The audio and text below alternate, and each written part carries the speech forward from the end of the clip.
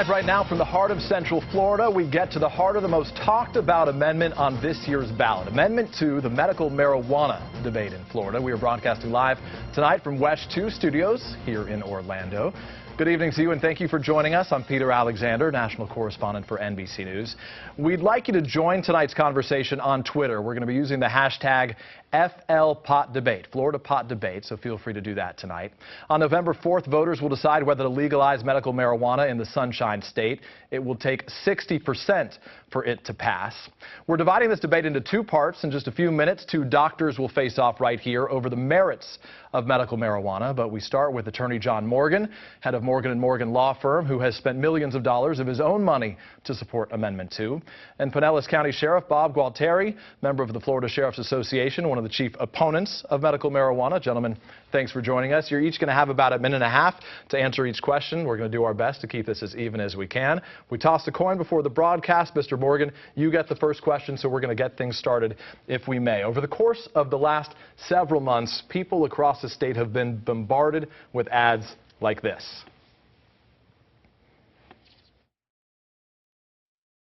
Our daughter Rebecca could have a seizure at any given time that could take her life. When you have 200 seizures a day, she gets so scared.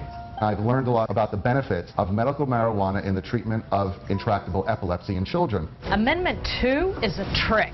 It's written to make you think pot will require a prescription, like FDA-approved medications. It won't. Simple question. Is Amendment 2 a trick? No, it's not. It's not a political issue. It's a medical issue, and it's an issue of compassion. The other side wants to make it a trick. They want to say things that, you know, drug dealers are going to be caregivers and our children are going to get their hands on medical marijuana. The only tricks are the ads that are run in opposition to Amendment 2. I want to get a sense from you, if I can, really quickly. Sheriff, you have said that medical marijuana is a bad idea for the state of Florida, but why shouldn't we trust state government, state law enforcement to make sure that it doesn't get out of hand so that, as critics suggest, there are stoners on every street corner? Well, because it's entrenched in the Florida Constitution. That's where it's going to be. It's indelible. It took 700,000 votes and $4 million just to get it on the ballot. So once it's there, we're stuck with it. And the legislature is going to be very limited into what it can do. The Department of Health is going to be extremely limited because the lawyers are going to come out of the woodwork to sue over it and say that it's preempted by the Constitution. So it's a bad idea for Florida. It doesn't belong in the Constitution, and it's a big problem. And law enforcement will be faced with dealing with what we did with the prescription drug abuse epidemic. 11 other states passed this by a constitutional amendment. 23 other states already have it in effect. Why are they wrong? Not this amendment. Not one that says is that anybody who's involved in this business is completely immune from civil and criminal liability. Not one that says all you have to be a caregiver and distribute to 5 or more people is 21 years old. You can be a convicted drug trafficker and give it to a 16-year-old without their parents' permission. So not this amendment those states didn't pass. So I want to talk, he refers specifically, Mr. Morgan, to this amendment. It's the language in this amendment that opponents say is too loose and that could allow for much wider use of marijuana in the state. We're going to put up on the screen right now the amendment's actual language. It says it refers to a person with a debilitating medical condition like cancer, Parkinson's, and MS, or other conditions which a doctor believes marijuana could be helpful to treat. So what's to stop a doctor from prescribing medical marijuana for all sorts of things like being afraid of flying or inability to sleep or something like back pain? Well, first of all, I think you know, Peter, and I know, and the sheriff knows what debilitating means, especially when you look at it next to the type of illnesses I'm talking about. Nothing stops a crooked doctor, a crooked cop, a crooked lawyer. What stops doctors right now from prescribing OxyContin, Darvocet, Percocet? The only difference between those drugs, they kill us, they hook us, they destroy millions of lives. So look, if you're going to make this, we don't want to do it because a crooked doctor might do something bad. They do it right now. All you got to go is to the Walgreens or CVS where caregivers, if you know your address and I've got your phone number, I can go get your OxyContin right now as a non-caregiver. Those are things that are much more dangerous than marijuana. Your rebuttal to that, Sheriff? Well, I don't think that's true at all. It is going to be a situation where people are going to be able to get it, and these caregivers are. This isn't the oxycodone. This is about recreational use. That's what this comes down to. This isn't about medical use. Just like in that ad that you played in the lead-in, and that shows somebody with a seizure. We already legalized. The legislature has already legalized CDB, okay, in Florida, and I supported that wholeheartedly because it's going to be in oil form. This is about smokable marijuana for recreational use because people want to sit around Saturday night with the strobe lights going and Cheech and Chong playing and smoke their pot. Because if it wasn't, they wouldn't legalize it in smokable form. It would be in oil form. It would be just in vapor. It would be in a way. And what Mr. Morgan says about debilitating condition is that here's an important part of that amendment. It says a debilitating condition, yes, it's cancer, AIDS, Parkinson's, or anything else that some physician, who it isn't even defined, a chiropractor, a podiatrist, whatever, says is that the benefit of the marijuana is better than their headache or whatever they're complaining about. Let me put this more broadly then. Sheriffs like yourselves have said that this is, this is a public safety concern. But can you give us any real example where marijuana or cannabis has done any harm to a patient that has been using it to treat a debilitating condition, or it's been blamed for a violent act? Well, I don't know of anywhere marijuana specifically has been blamed for a violent act, but certainly more marijuana on the street, more marijuana being available is going to lead to more impaired driving. And we see that because we saw... But alcohol is the #1 cause of impaired driving. Should we ban alcohol in this state?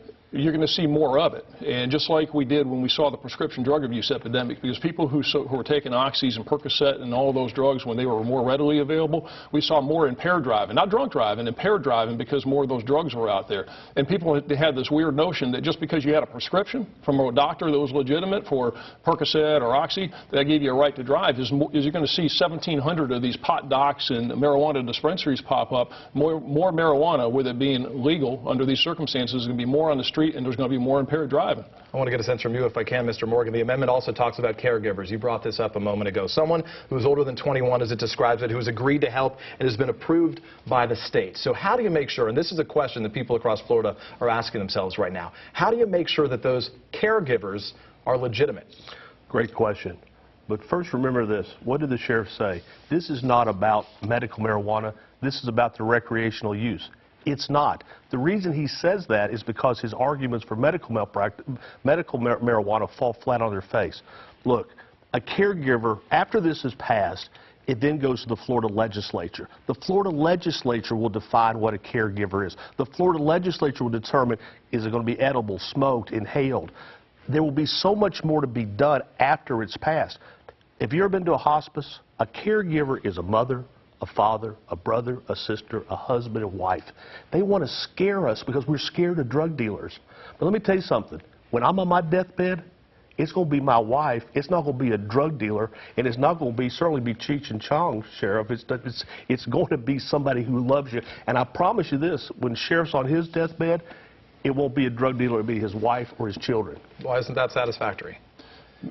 Again, is that this is about recreation. It's about this amendment. It's about the language in this amendment. I don't quarrel. Let me ask, what do you say to those families then? What do you say to the families like we saw in that ad right now who are dealing with debilitating diseases and they believe this could help their child? Because you can get right now in Florida lawfully, legally, you can get CDB to stop those seizures, and you can get synthetic what everybody wants in it is THC, stimulate the appetite, relieve pain. You can get THC in a prescription form of Marinol approved by the FDA that a legitimate doctor can write a legitimate prescription for. Now, what they're going to say, what Mr. Morgan's going to say is we don't like it, and it takes too long to take effect. Don't say that. Let me finish. Okay.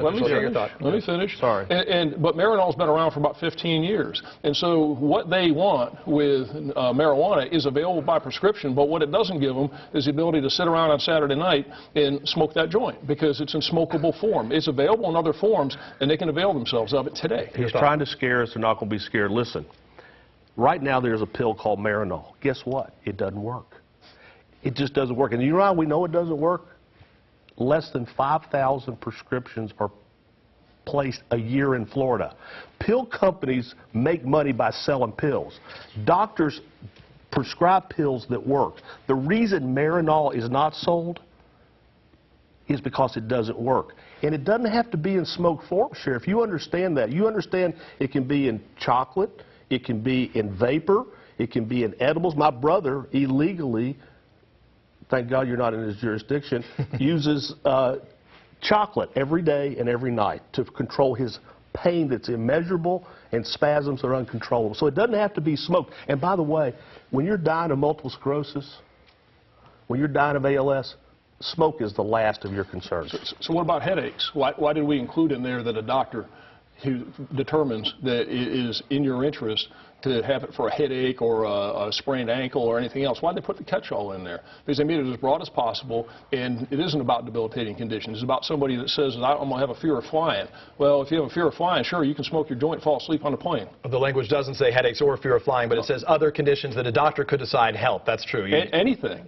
Right. And when it was argued in front of the Supreme Court, when John Mills, who's a lawyer, argued it in front of the Supreme Court, he specifically used in front of the Supreme Court examples of headaches. So even the proponents of it have said it will be for anything. Let me ask you an example in another state. Illinois right now, where medical marijuana went into effect in January of this year. Right now, the law says that every patient needs to be, and caregiver, needs to be fingerprinted and background checked. Wouldn't that be a good asset to provide that database in a state like Florida, where you have all those fingerprints on record and you can keep track of who these folks are?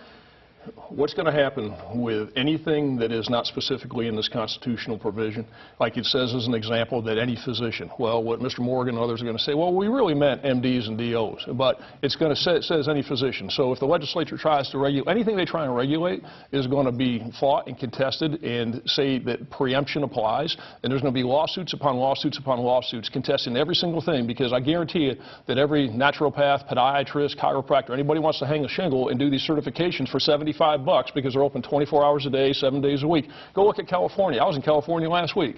You got a guy standing there, reminding me of Little Caesars here in Orlando, where you got the guy sitting out there with a sign that says pizza's $5 because it's 5 o'clock in the afternoon. You got somebody standing in front of one of these pot doc shops that says medical marijuana exam $75, open 24/7, big neon lights.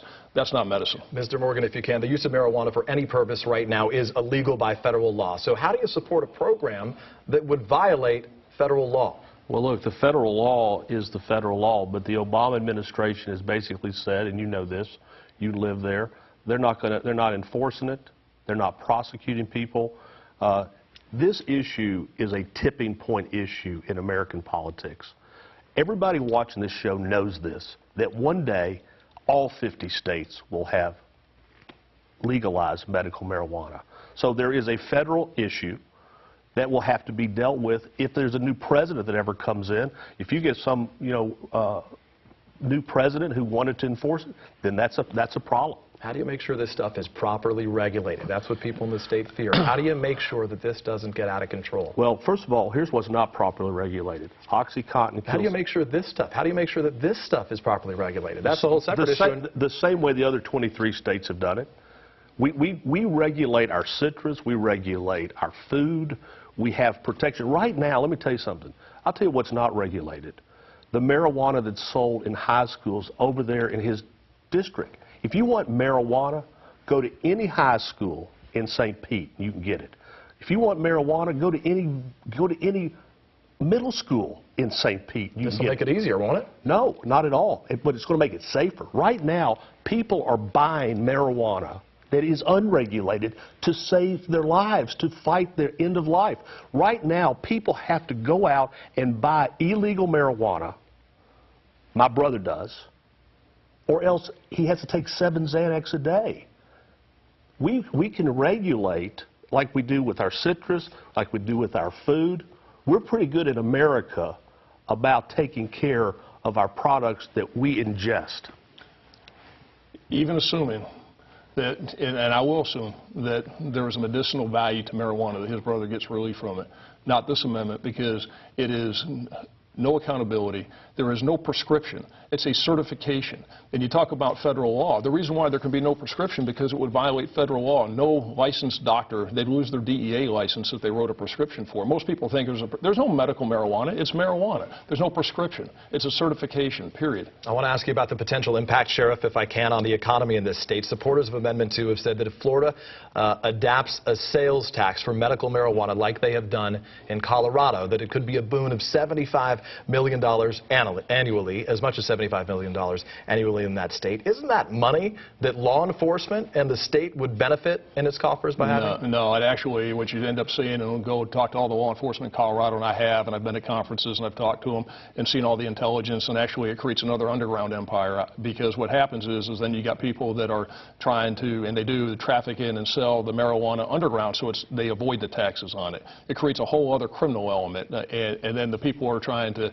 get around the legal marijuana shops. Remember, in Colorado, it's completely recreational use. It's across the board, which is really what this is anyway. That's what they're trying for, under this guise of medical marijuana. They have both medical and recreational. In Colorado, right. But it doesn't work, and you've got a huge underground empire that's developing out there because they're trying to get away from the taxes. So, again, this criminal element, wherever they can make a buck, they're going to do it, and if they can bring it in and get around the taxes, that's what they're going to do. Our time's limited. Your thought on that? Well, my thought on this, I want the sheriff to go out and fight real crime. Can you imagine, as a sheriff, making this your #1 issue, trying to deprive really sick people from help, when the alternative is poisonous narcotics?